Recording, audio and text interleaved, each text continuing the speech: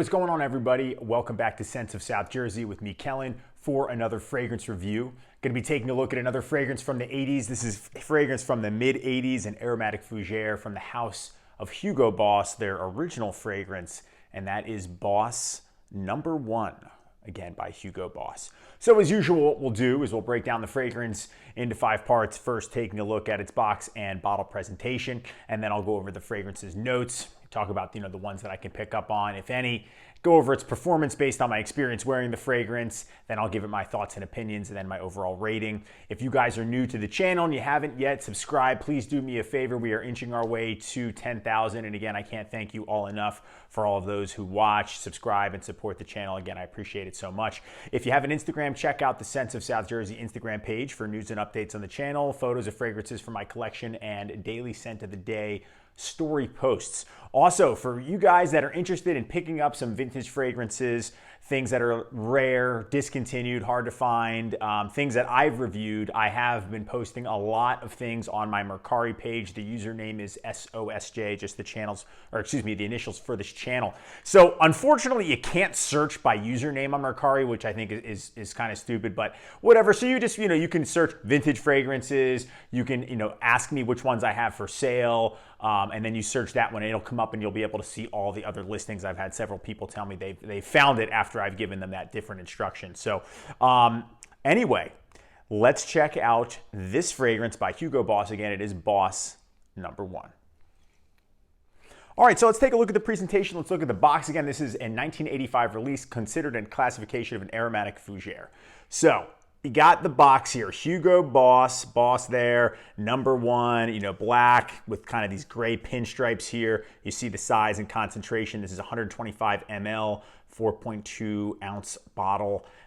Pretty simplistic box here. You go on the side, you got, where there probably was a price sticker, a barcode, that wraparound, and then here, some of the, ingredients, hugoboss.com. And then this is made in Spain. So it is a Coty. I think Coty is the manufacturer. And you have here what looks like a stamped in batch code and the barcode. So this batch code, if I can make it out for you guys, if you're interested, is 9135. And let's take a look at the bottle. So again, that pinstripe, you can see that there with the Boss there. It is etched into the glass. Really just classy looking bottle. Very basic cologne, big square bottle, but it's nice. I think this one does a really nice job on the way the bottle looks. It's heavy. It doesn't feel cheap. You can hold the bottle by the cap. It's on there snug, but it's snug enough to where you could hold it up if you wanted to. It does not click into place though. On the bottom, you can see the sticker. And then there's that batch code again.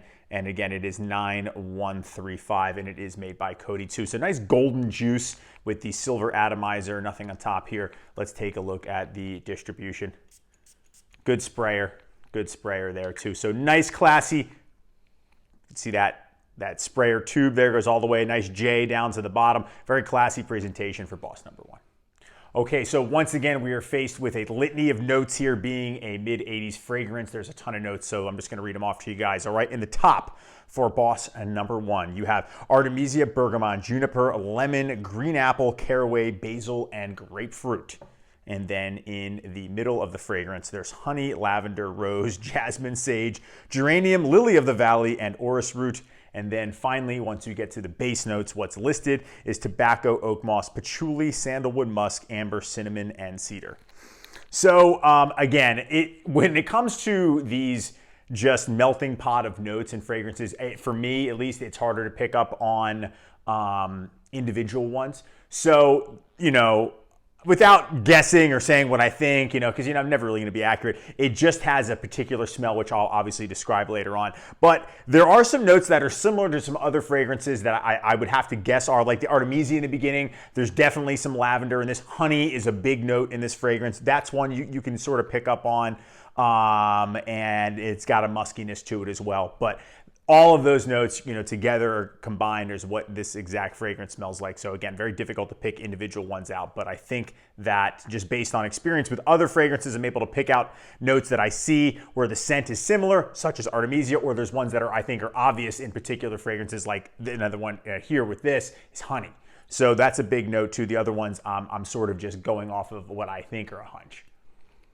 All right, so in my experience wearing this fragrance, again, this is the second time I've reviewed this. If you go back to my old videos, I did review this one. This is the same bottle that I purchased back in, I believe, 2019, and I got it at a rack store when these were available in, you know, this formulation, this look. Now they have released it at a different new bottle.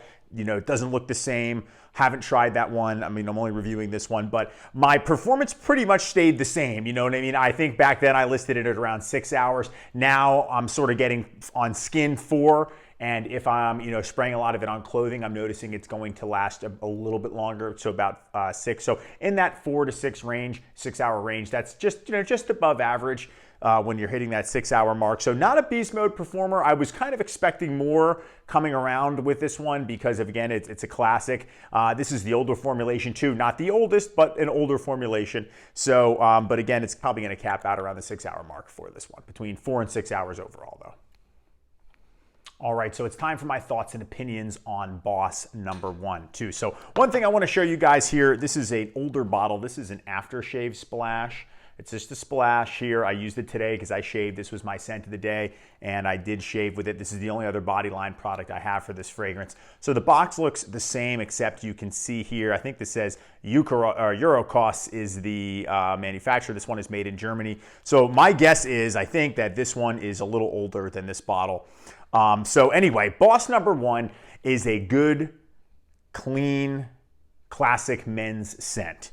The note breakdown, and I'm going to get the opening again here on my hand, is a lot like a more refined, older cousin. And I say older because it's 2 years. It came out 2 years earlier than this fragrance. An older cousin to Lapidus Pour Homme. The opening is very similar, in my opinion. Lapidus just kind of took the notes from this one and mixed it up and made it crazier, adding a whole bunch of other things and, you know, coming out with that, for the most part, different fragrance, but there are some similarities to it, you know, especially in the opening. So Boss number 1, like I mentioned, is somewhat clean, but it has a heavy soapy feeling to it. There's a freshness, but it does have a heavy soapiness to it. There's, you know, hints of, in the dry down, floral, musk, honey, and patchouli. And what I think it does well is it just hints of each one. There's no dominant note overall where it stands out, where the entire fragrance is just smelling one thing. Even though honey's prominent in it, I don't smell it the whole time. It is a nice soapiness. It's just, that's the biggest vibe I get, is it's a soapy fragrance. And, you know, that's nice. I think it's, you know, a scent that you could wear on a daily basis. For work, I think it's perfect for that. I believe this would be the best for your cooler seasons, your fall, your winter, and your spring. Maybe the soapiness might be a little bit thick in the summertime. You never know. One thing it does is it does steer in that direction of Lapidus Pour Homme in terms of, when it comes to the soapiness, to that sort of like truck stop orange soap, or the air freshener in a, you know, public restroom, or even a brand new unused urinal cake. It sort of has that vibe to it. Not to the extent that Lapidus has, or maybe like, say, like a vintage Koros, but it does go that way. So if that's not something that you're used to or you like, because I kind of like that soapiness, I think that smells good. You may not be a huge fan of this one. I believe that this is the best application for this would be for just a daily driver for work. And, you know, coming out of the shower, you spray this on, it does smell so fresh, and it's clean, and it's masculine. And the fact that it's not a super beast mode performer sort of coincides with my belief is why it would be a great daily scent for work too, because it smells masculine, it smells professional, it smells clean, it's not over the top. I don't think it is going to be an in-your-face fragrance, despite it being a classic. And I've seen different, you know, opinions and personal perspective on how it performs, but for me, that's the setting that I think it would fit best in. And its smell, it's just the best way to describe it is a floral, soapy scent for men in that 80s, you know, genre of fragrances too. So the dry down in this one is, you know, at the very end of it is kind of a little, you know, light, woody type of scent, but that's it.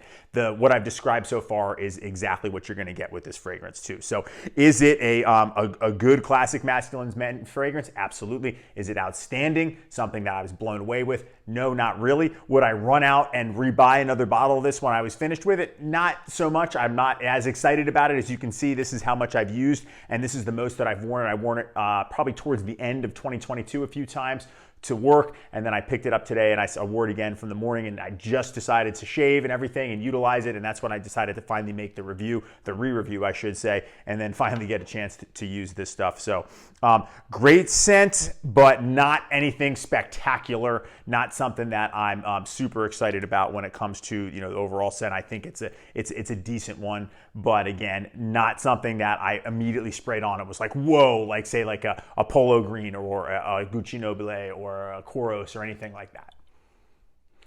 So it's time to rate Boss #1 by Hugo Boss. So for the presentation, I really do like the bottle. I think the bottle's the coolest. I like the box too. I like the pinstripes. Would have been awesome if they just did a built-in sprayer. Would have scored higher. It always scores high with me with that. So 7.5 out of 10 for the presentation for Boss #1. As far as the performance goes, again, skin 4 hours, clothing 6 hours, so we're gonna do it right in the middle at 5 hours on the performance. A little disappointing, so obviously it's gonna lose a little bit of its points there. The scent though, I like it. Like I said, it's a great, easy wearing classic scent. That soapiness, that clean muskiness, floralness is all in there too. That's pretty much what it is. So nothing out of this world, but it's not bad at all. It's good. I like the scent, don't get me wrong, but I'm going to give it a 6.5 out of 10, which is going to bring the overall for the scent, which is going to bring then the overall rating for Boss #1 by me to a 6.5 out of 10.